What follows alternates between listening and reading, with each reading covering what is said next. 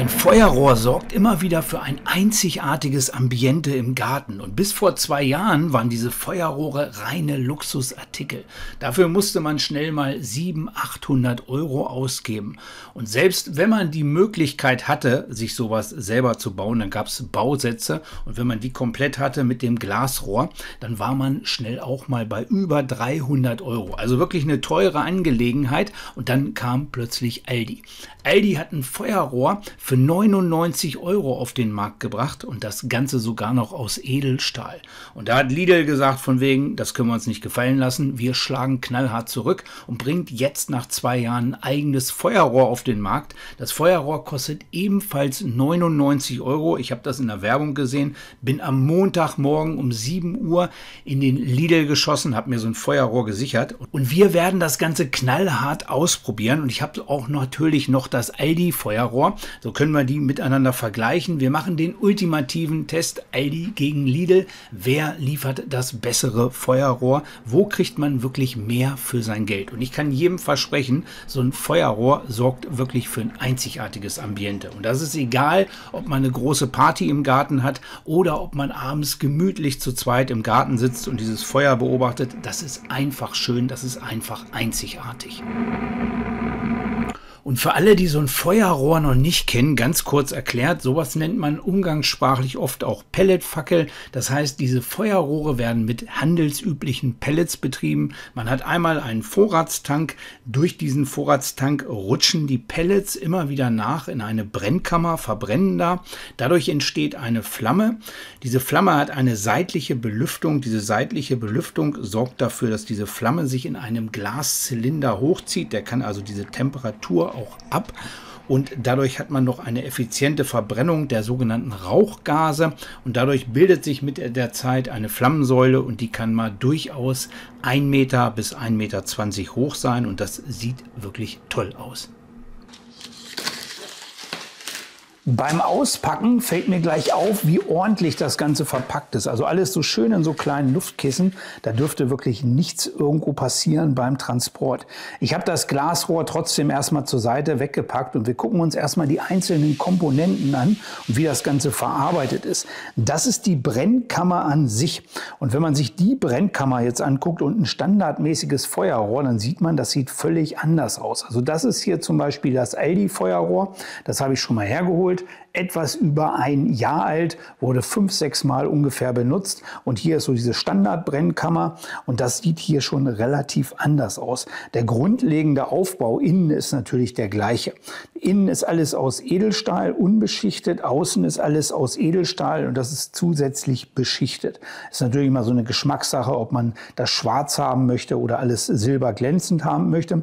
Was mir hier auffällt, ist natürlich, hier sind sämtliche Anlauffarben. Ich zoome da mal rein.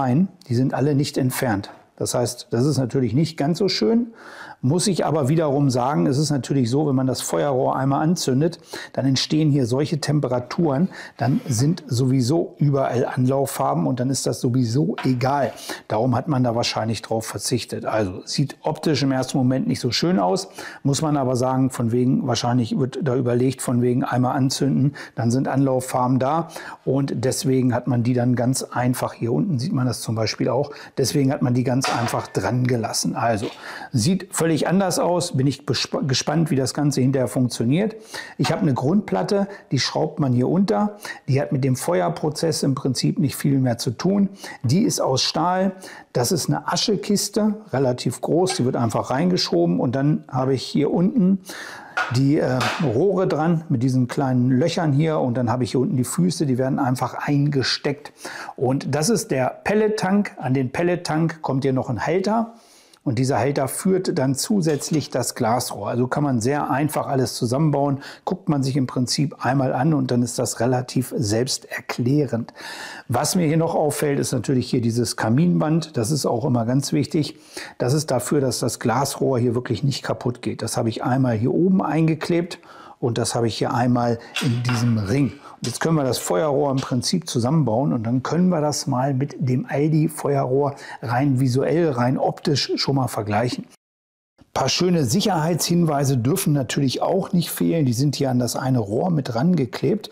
Muss ich ein bisschen schmunzeln. Natürlich darf man das nicht im Zelt, nicht im Haus und nicht im Auto betreiben. Also ganz, ganz wichtig, sollte man auf jeden Fall durchlesen.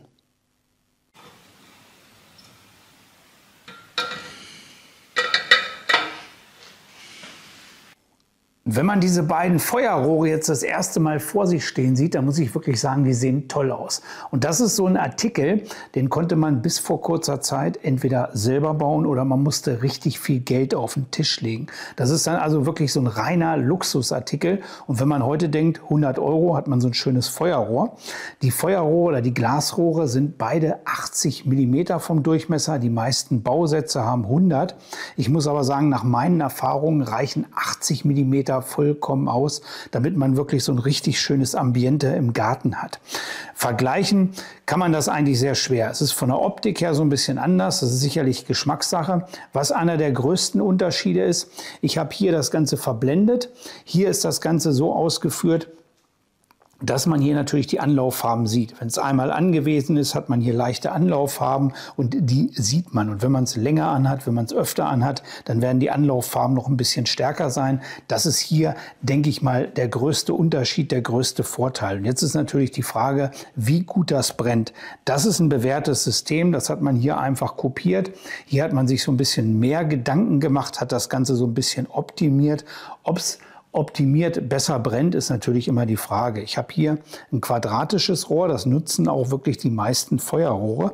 Und hier ist das Ganze rund ausgeführt. Und man muss wirklich sagen, diese Brennkammern, das sind immer so Wissenschaften für sich. Ich habe hier auch noch so ein paar Ecken drin und dergleichen. Also das ist wirklich ein bisschen spannend. Was mir aufgefallen ist, hier habe ich so ein bisschen Spiel. Das heißt, ich habe hier 2-3 mm Luft umlaufend. Das habe ich bei dem hier nicht. Hier geht das Ganze wirklich knirsch rein. Hier ist es so ein Millimeter vielleicht, der hier im ganzen Durchmesser ist. Da ist natürlich die Frage, wie gut das funktioniert oder ob hier nicht zu viel Luft an der Seite vorbeigeht. Das wäre natürlich nicht im Sinne von so einem Feuerrohr. Und da bin ich natürlich gespannt. Wir gehen jetzt bei mir in den Garten. Ich werde beide Feuerrohre mit den gleichen Pellets befüllen. Dann zünden wir die an und dann gucken wir uns mal an, wie gut die brennen und wie gut das Ganze funktioniert. Und zwei gleichzeitig habe ich natürlich auch noch nicht im Garten gehabt. Das wird sicherlich auch unglaublich gut aussehen. Und die Optik ist natürlich ganz klar Geschmackssache. Das muss jeder so ein bisschen für sich entscheiden. Ich kann da schwer sagen, was richtig gut aussieht, was auf jeden Fall wieder Hammer aussieht in meinem Garten. Das sind die Wellenliegen. Die habe ich gerade wieder an den Start gebracht.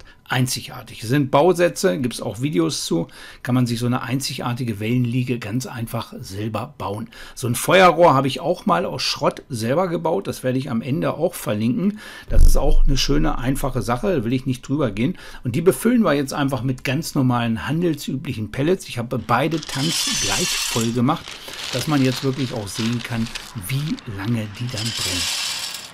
Der erste große Unterschied ist jetzt beim Anzünden. Wer mit Feuerrohren schon Erfahrung hat, der weiß, oft muss man da wirklich zu brachialen Mitteln greifen. Ich wollte es erstmal ganz einfach versuchen, habe einfach einen Grillanzünder jeweils in den Aschekasten gepackt, habe das einfach von unten reingesteckt und normal sollte dann so eine richtig schöne Flamme langsam hochziehen, die Pellets anfangen zu brennen und dann kann man im nächsten Schritt das Glasrohr überstülpen. Das hat jetzt bei dem Aldi Feuerrohr nicht ganz so gut geklappt. Da habe ich von oben noch einen Grillanzünder reingepackt. Also jetzt dann von oben und unten die Flamme und dann dachte ich mir, dann müsste das mit der Zeit eigentlich vernünftig funktionieren. Ich habe hier eine relativ große Flammensäule dann gehabt und dann habe ich vorsichtig die Glasrohre übergestülpt. Und dann zieht sich hier auch erstmal bei beiden Feuerrohren eine richtig schöne Flamme hoch. Das sieht dann schon im ersten Moment gut aus, bis diese Flamme sich dann so richtig ausbildet. Das kann mal 10 Minuten, 5 bis 10 Minuten dauern. Und leider ist das Aldi-Feuerrohr dann wieder ausgegangen. Hatte ich in der Vergangenheit auch schon mal so der Fall, dass es sich relativ schwer anzünden lässt. Da hatte ich jetzt so das Gefühl von diesem ersten kleinen Test, und das ist das auch, was ich hier weitergeben kann, dass das bei so einem Lidl-Teil, ich hätte fast schon Parkside gesagt, Parkside ist es ja nicht, bei so einem Lidl-Teil deutlich, deutlich besser und einfacher funktioniert. Und während das Lidl-Feuerrohr schon fröhlich vor sich hin brennt, muss ich hier bei dem Aldi-Feuerrohr zu so ein bisschen brachialeren Mitteln greifen. Bitte nicht nachmachen, aber das ist dann oft so die einzigste Lösung, dass man da wirklich Grillanzünder oder in dem Fall ist es hier Bioethanol, einen kräftigen Schluck reinpackt und irgendwann fangen dann hier auch die Pellets an zu brennen. Warum zeige ich das? Das ist eine ganz einfache Sache. Es sind im Prinzip die genau gleichen Voraussetzungen. Ich habe jetzt hier bei dem Aldi-Feuerrohr schon einen Grillanzünder zusätzlich von oben noch eingefügt und trotzdem hat es jetzt nicht angefangen zu brennen. Vielleicht sind die Pellets ein bisschen überlagert, aber sind auch bei beiden die gleichen Pellets. Das heißt, bei dem Lidl-Feuerrohr muss irgendwas mit der Belüftung deutlich besser funktionieren, dass man da dann halt so die Möglichkeit hat, dass es ein bisschen einfacher funktioniert. Und das ist auch ein Testergebnis und das ist auch was ich dann hier so in der Form präsentieren möchte. Aldi hatte ich schon mehrfach an das Feuerrohr und das hat sich manchmal relativ einfach getan und manchmal hat es sich auch schon ein bisschen schwerer getan, musste ich auch wirklich mit Grillanzünder und mit dem Gasbrenner ein bisschen nachhelfen. Aber an sich brennen nach 20 Minuten beide Feuerrohre richtig, richtig schön und dann können wir die Feuerrohre natürlich jetzt effektiv miteinander vergleichen. Und dann hat man diesen einzigartigen Effekt im Garten. Beide Flammensäulen ziehen sich so langsam hoch, die gehen mal wieder ein bisschen runter. Im besten Fall hat man hier wirklich 1,20 Meter als Flammensäule. Funktioniert bei beiden relativ identisch. Ich habe eine ganze Menge Aufnahmen, die werde ich hier alle so ein bisschen einfügen, damit man sieht, wie toll das funktioniert.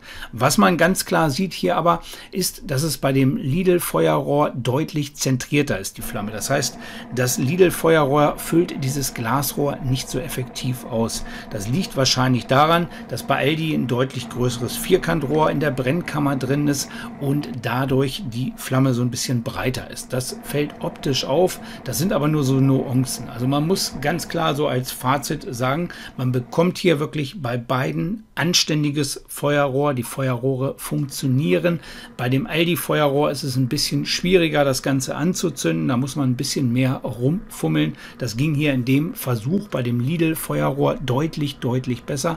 Wenn beide dann brennen, dann hat man ein einzigartiges Ambiente, das zu einem sehr fairen Preis, das auch aus vernünftigen Materialien, also beide Feuerrohre sind hier wirklich, beziehungsweise die Brennkammern sind immer aus Edelstahl. Man hat eine vernünftige Standsicherheit, eine Abwärme, die das Ganze abstrahlt oder so, die ist relativ gering bei diesen Feuerrohren. Diese Feuerrohre sind mehr eine optische Geschichte. Aber diese Optik ist der absolute Hammer. Das war bis jetzt immer auch der absolute Luxus, konnte man sich also wirklich schlecht leisten, beziehungsweise die meisten Menschen, die ich kenne, die werden nicht sagen, ich gebe mal 800, 900 für ein Feuer im Garten aus, aber so 99 € in einem Aldi oder in einem Lidl, das nimmt man natürlich gerne mit und dafür sind die beiden wirklich top. In diesem Sinne, ich wünsche euch viel Spaß beim Schweißen. Ich hoffe, dieses kleine Feuerrohr-Video hat euch wirklich gefallen. Ich verlinke hier am Ende nochmal mein Feuerrohr, das ich mal aus Schrott gebaut habe. Das ist auch wirklich eine tolle Alternative. Da muss man sich aber allerdings dieses Glasrohr kaufen. Und wenn man sich so ein Glasrohr kauft, dann ist das fast schon genauso teuer wie so ein ganzes Feuerrohr inklusive Glasrohr kostet. Darum ist die Überlegung meistens nicht so schwer. Man geht einfach in den Lidl oder in den Aldi und kauft sich ein schönes Feuerrohr. In diesem Sinne, viel Spaß beim Schweißen, viel Spaß beim Feuer. Bis dann, euer Manni.